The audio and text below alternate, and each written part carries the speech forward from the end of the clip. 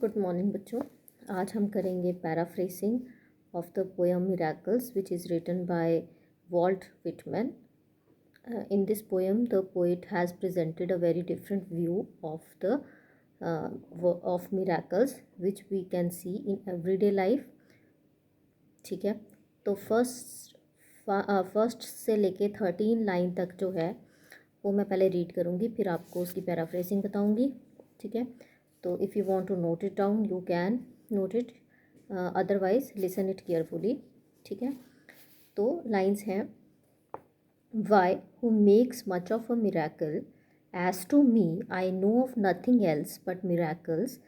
Whether I walk the streets of Manhattan or dart my sight over the roofs of houses towards the sky, or wade with naked feet along the beach just in the edge of water, or stand under the trees in the woods, or talk by day with anyone I love, or sit at a table at dinner with the rest, or look at strangers opposite me riding in the car, or watch honeybees busy around the hive on a summer forenoon, or animals feeding in the fields, or the wonderfulness of the sundown, or of stars shining so quiet and bright, or the exquisite delicate thin curve of the new moon in spring. तो ये है first से लेके 13 तक lines. हमारी ये poem जो है it is a 22 line poem which is written in a free verse. तो जैसे मैंने आपको पहले भी बताया था कि फ्री वर्स जो है वो एक ऐसा रिटन राइटिंग पैटर्न है जिसमें जो लास्ट की लाइंस हैं वो राइम नहीं करती हैं. इनमें कोई भी राइमिंग स्कीम जो है उसको फॉलो नहीं किया जाता है. तो ये हैं फर्स्ट से लेके 13 लाइंस. इनकी अगर हम लाइन टू लाइन इसका मतलब देखें तो इसमें है why who makes much of miracles. तो वाई जो है वो पहले ही फर्स्ट लाइन में ही पोइट ने क्वेश्चन किया है कि why the miracle is suppose to be something special और different. Who makes much of का मतलब why we admire. Makes much of यानी why we admire greatly the miracles. कि why we are so excited when we saw some miracle which happens to us. बहुत बार हमारे साथ miracles हो जाते हैं, हम कुछ एक्सपेक्ट नहीं कर रहे होते हैं और वो अचानक से हमारे साथ हो जाता है तो हमें लगता है एक miracle हो गया है. तो यहाँ पे पोइट कहना चाहता है कि why we are making such an exquisite और why we are making such an admiring about the miracles. As to me यानी कि इफ़ यू आस्क मी, अगर आप मुझसे पूछो, I know of nothing else but miracles. मुझे हर जगह सिर्फ मिरेकल्स ही दिखते हैं. मुझे मिरेकल्स के सिवाय कुछ और चीज़ के बारे में पता ही नहीं है. क्या कहने का मतलब है? कहने का मतलब ये है कि in every day life there are so many miracles. So the poet here does not see और saw something different in miracles. ठीक है, तो अगली थर्ड लाइन है whether I walk the streets of Manhattan. Manhattan क्योंकि वो America का है तो वहाँ पे एक स्ट्रीट है मैनहट्टन, डेंसली पॉपुलेटेड है, डेंसली क्राउडेड रहती है हमेशा. तो वो कह रहा है कि अगर वो उस स्ट्रीट में घूमता है तब भी उसको मिरेकल्स दिखते हैं. वहाँ पे घूमने वाले कौन मिरेकल्स हैं? The human beings. ठीक है, the crowdedness of that place is also a miracle. Or dart my sight over the roofs of houses towards the sky. या फिर डार्ट का मतलब होता है क्विक मूवमेंट. ठीक है, अचानक से देखना. वो कहता है कि चलते चलते जब मैं अचानक से छतों के ऊपर देखता हूँ तब भी मुझे आसमान में मिरेकल्स जो हैं वो दिखाई देते हैं. और wade with naked feet along the beach just in the edge of water. तो कहता है कि अगर मैं रूफ टॉप्स को छोड़ दूँ और मैं समुद्र के किनारे की तरफ चला जाऊँ तो walking down the streets of Manhattan is also a miracle. But when he walk around the beach, when he walk along the beach standing under the trees, वहाँ पे भी क्या है उसको मिरेकल जो है वो दिखता है. तो उसको लगता है कि जब वो वहाँ चलता है नंगे पाँव दरिया के किनारे बीच के ऊपर तो जो फीलिंग उसके पाँव में आती है, जो महसूस उसको होता है, वो भी एक मिरेकल है, ठीक है। और stand under the trees in the woods, और अगर वो under the trees in the woods, woods क्या है, वुड्स हम फॉरेस्ट को बोलते हैं लैंग्वेज में, तो अगर वो कहता है कि अगर उसको पेड़ों के नीचे जाना पड़े, जंगल में अगर वो चला जाता है और वहाँ पे पेड़ों के नीचे खड़ा होता है, तो उसको वहाँ पे भी मिरेकल्स दिखते हैं। The trees are also the miracles of a nature. तो हम फील कर सकते हैं कि how important the trees are, how these are the factories for the oxygen which we breathe. तो ये भी एक मिरेकल है कि how nature has provided so many things to us so that we can live peacefully and happily. तो ये सारी चीज़ें जो हैं, जो पोइट को एक मिरेकल से कम नहीं लगती है। वो आगे की लाइन में क्या है, और वॉक और stand under the trees in the woods और talk by day with anyone I love.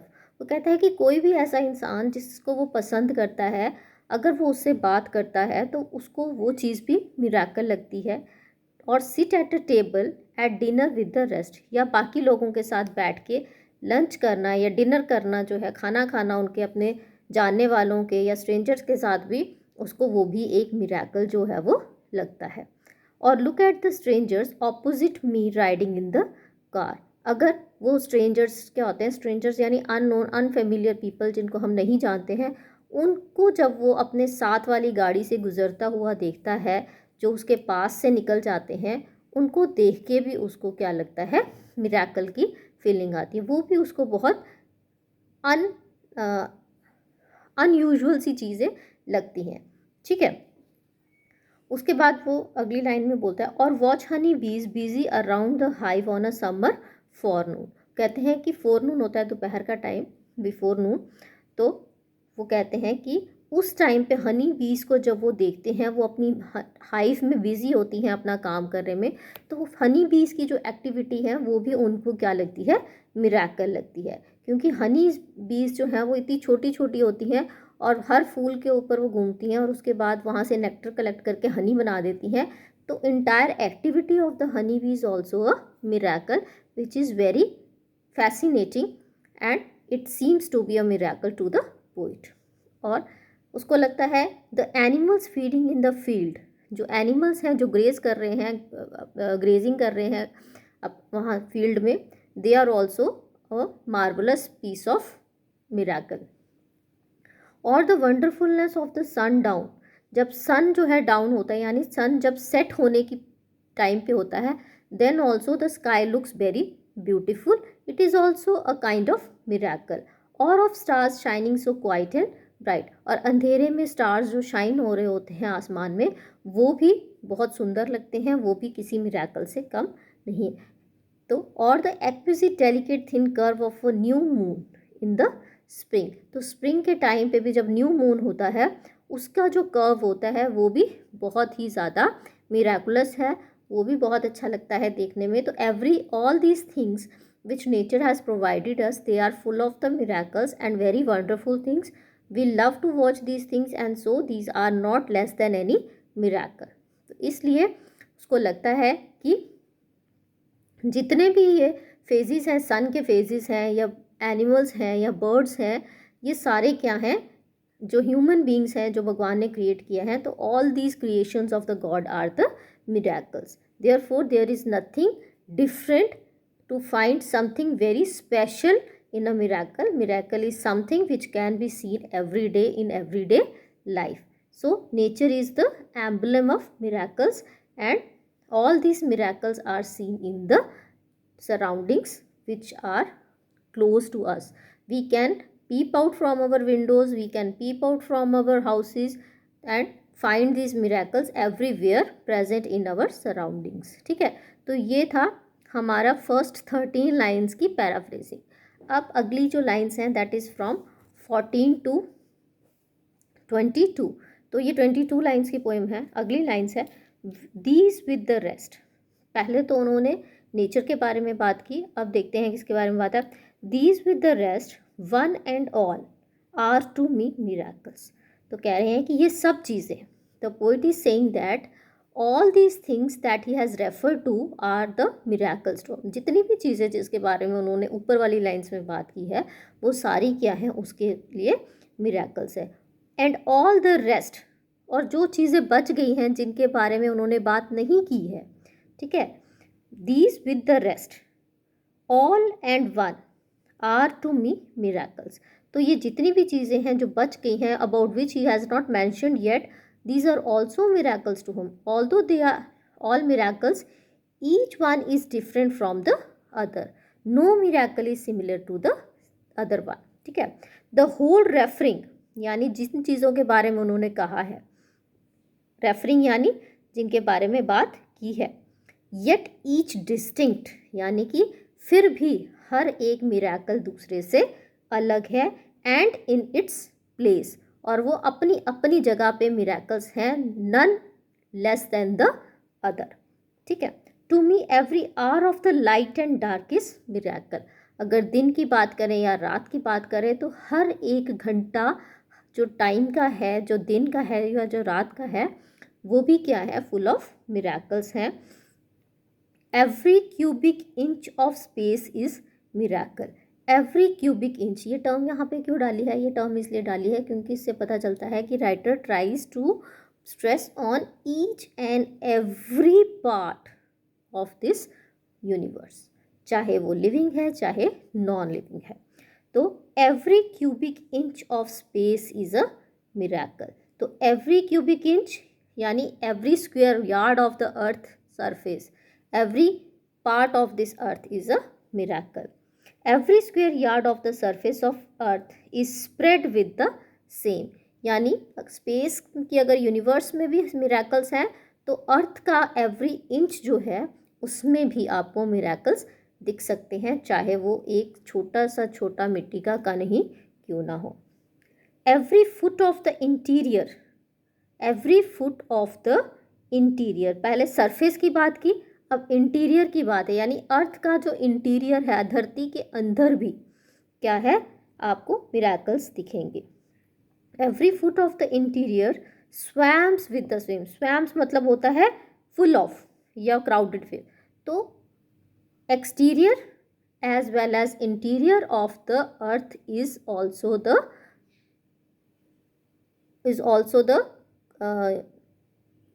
Place for every miracle. Every foot of interior swams with the same. To me, the sea is a continual miracle. So, according to poet, the sea is also a continuous source of miracle. यानी it is also a never-ending source of miracle. जहाँ पे miracles जो हैं वो कभी ख़त्म होते नहीं हैं. The fish that swims, जो fish है उसकी एक अपनी appearance है वो बहुत अच्छी है, वो भी miracle है. Even उसका जो वे ऑफ स्विमिंग है वो भी मिराकल है। ठीक है, the rocks, the motion of the waves, जिस तरह से ये लहरें चलती हैं वो भी मिराकल है। और जो शिप्स हैं जिनमें बहुत सारे लोग ट्रैवल करते हैं वो भी मैन मेड मिराकल है। ठीक है, तो every square inch, every foot of interior, every yard और even every cubic inch of this universe और the earth is full of miracles. The poet says that there could be no stranger miracles than these. What strange miracles are there? वो कहता है कि अगर ये सब miracles हैं तो there is nothing extraordinary which cannot be called as a miracle. तो यहाँ पे हर चीज़, every part of nature, the universe, the man-made things, the human beings, all are called as the miracles. They are the different kinds of miracles which the poet has talked about in this poem. तो ये थी इस poem की paraphrasing. तो इसके साथ ही अब हम करेंगे लिटरेरी डिवाइसेस। तो लिटरेरी डिवाइसेस में अगर बात करें तो ज़्यादातर इसमें इमेजरी का यूज़ हुआ है। पिछली जब हमने पोएम की थी प्रेयर, उसमें हमने लिटरेरी डिवाइसेस किए थे, उसमें थी हमारे पास मेटाफर और सिमिलीज थी। तो अब इसमें है हमारे पास इमेजरी। तो इमेजरी के बारे में हम बात करेंगे अगली वीडियो में। तब तक के लिए keep healthy, keep yourself healthy, stay healthy and be happy.